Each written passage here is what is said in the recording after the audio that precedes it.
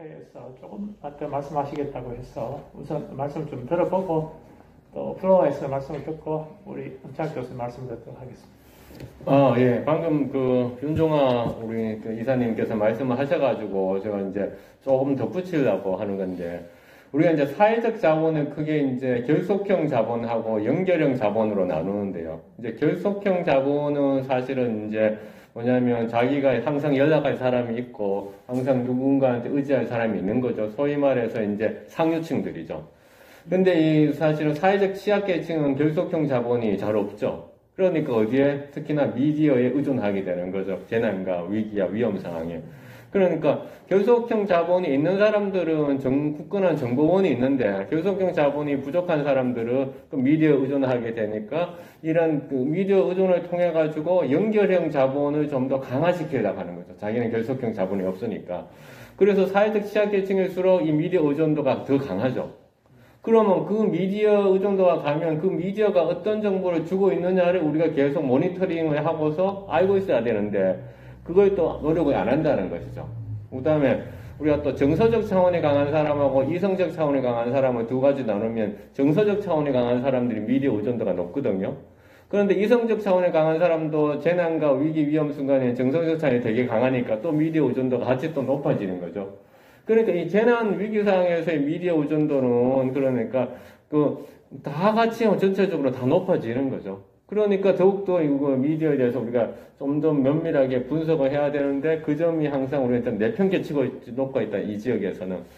그 다음에 또 하나 이제 말씀하셨던 게, 이제 우리가 시민이 이제 헌신을 했고 시민이 소환이 됐다고 하는데, 우리가 헌신하고 소환하는 것에 대해서 어떤 것을 헌신하고 소환했는지에 대해서 좀 파악을 하고 있어야 하는데, 거기에 대해서도 좀 면밀하지 않다는 거죠. 쉽게 말해서 내 노동력을 제공하고 내 시간을 제공하고 나의 리스크를 제공했다. 그것은 눈에 보이는 것이기 때문에 자꾸 얘기하는데, 내가 나의 데이터를 제공했다는 것에 대해서는 사람들이 별로 인식하지 못하고 있는 거죠.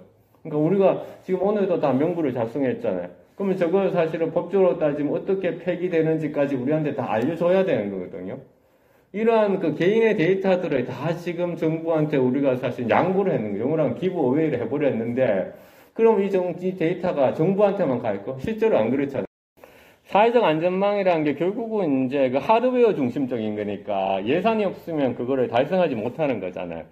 그러니까 하드웨어 중심적이니까. 그래서 저는 이제 하드웨어 중심적인 그런 거를 넘어서서 좀 어떤 인지적 안전망을 좀 만들어야 된다라고 생각하는 거죠.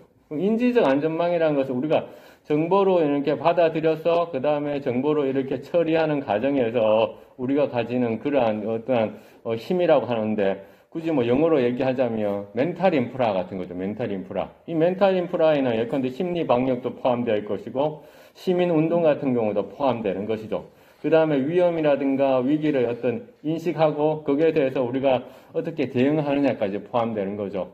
그래서 사회적 안전망은 이런 하드웨어적인 예산 의존적인데, 인지적 안전망은 그러니까 예산보다는 그러니까 우리 어떤 가지고 있는 그러니까 시민 정신 같은 걸 만드는 거니까, 그런 멘탈 인프라 쪽으로 우리가 좀 더 하는 것이 더 유리하지 않을까라는 그런 생각이 좀 듭니다.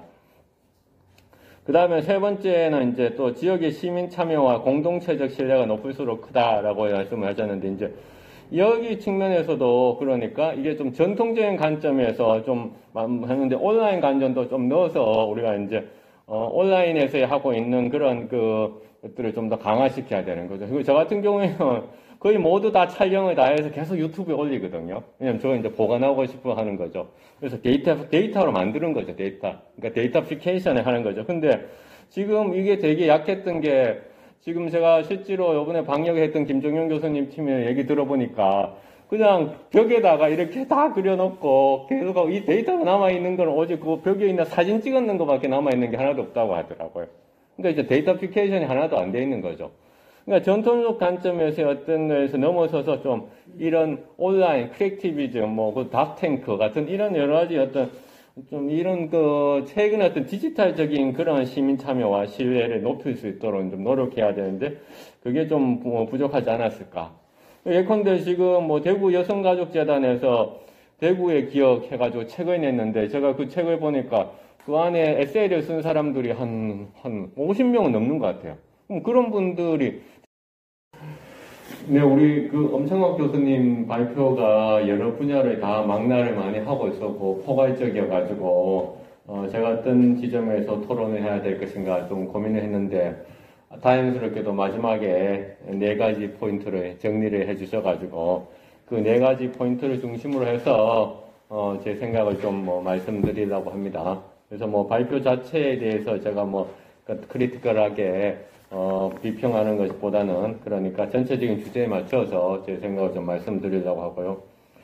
먼저 그 포스트 코로나라는 용어를 이제 사용하고 있는 것에 대해서 우리가 한번 좀 짚고 넘어가야 될 것 같은데 이제 포스트라고 하는 것이 사실은 포스트 담론의 특징이 있거든요. 그러니까 포스트 담론의 특징이라는 것은 이제 자유주의적이고 그 다음에 해체주의적이고 개인주의적이고 타의중심화적에 있는 거고 또 동시성의 비동시성 같은 것도 있죠. 근데 그런 포스트 담론의 특징이 이 포스트 코로나 시대에 했을 때 우리 하고 좀 맞는 것도 있는 것 같고 어떤 것은 안 맞는 것도 있는 것 같아요. 근데 이제 전 세계적으로 이제 정부의 힘이 되게 많이 강해진 것은 좀 포스트 담론하고는 조금 안 맞는 것 같은 측면도 있고요. 근데 또 그런 측면에서 보면 또 유럽 같은 경우에는 포스트 코로나 담론하고도 맞는 측면도 있어요. 왜냐하면 유럽이 이렇게 확산이 많이 되는 이유를 국제 컨퍼런스에서 그 해당국에 있는 전문가들이 하는 이야기를 보니까 이탈리아를 예를 들면 이렇게 얘기하더라고요. 너무나 분권화가 잘 돼 있다 보니까 그러니까 방역이라고 하는 것은 중앙에서 집중을 해서 해야 되는데 이탈리아는 분권화가 너무 잘 되어 있으니까 이게 지금 방역이 완전히 실패했다라고 얘기하고 있거든요. 물론 다른 요인도 있겠죠. 왜냐하면 이제 고령자층이 또 많거나 또 중국이 또 유럽을 하는 데서 허브 국가가 이탈리아고 그런 것도 있겠지만은 그래서 이제 유럽에서의 어떤 그 코로나가 있어 포스트 코로나는 또 그런 국가가 좀 덜 나섰다는 측면에서 또 포스트 담론의 특징이 또 있는 것 같아요. 그래서 우리가 포스트라는 용어를 쓸 때 기존의 어떤 포스트 담론하고 얼마만큼 일치하는 것인지 우리가 좀 생각을 좀 해야 되는데 알다시피 이제 기술이 우리 그 학자들이 연구하기 전에 먼저 앞에 치고 나가면서 이런 그 지체 현상이 일어났듯이 지금